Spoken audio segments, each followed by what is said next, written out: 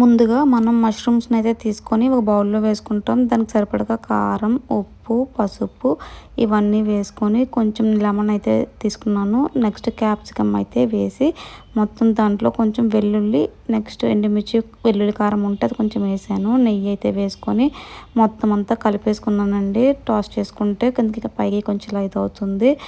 కాసేపు అలా ఉన్నదాన్ని కాసేపు అలా ఉంచేస్తాము. ఉంచిన తర్వాత కబాబ్ పుల్లలు అయితే తీసుకొని స్టిక్స్ ఉంటాయి, బ్యాంబూ స్టిక్స్, దానికి ఇవన్నీ గుచ్చేస్తాం అనమాట. ఒక మష్రూమ్, ఒక క్యాప్సికమ్ అలా పెట్టి మొత్తం గుచ్చేస్తాం. ఆ క్లిప్ అయితే మిస్ అయిందండి. దాన్ని తీసిన దానికి నెయ్యి అయితే పైన అప్లై చేస్తూ దీన్ని ఇలా స్టవ్ మీద అయితే వేడి చేసుకుంటే చాలా టేస్టీగా ఉంటుందండి. ఇలా మీరు నిప్పుల పైన పెట్టుకొని కాల్చుకున్నా కూడా చాలా బాగుంటుంది. సో నా దగ్గర అది లేకపోవడం వల్ల స్టవ్ మీద అయితే కాల్చాను.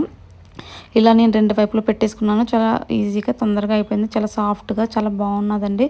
మీరు కూడా ట్రై చేయండి హెల్తీ రెసిపీని. బాయ్.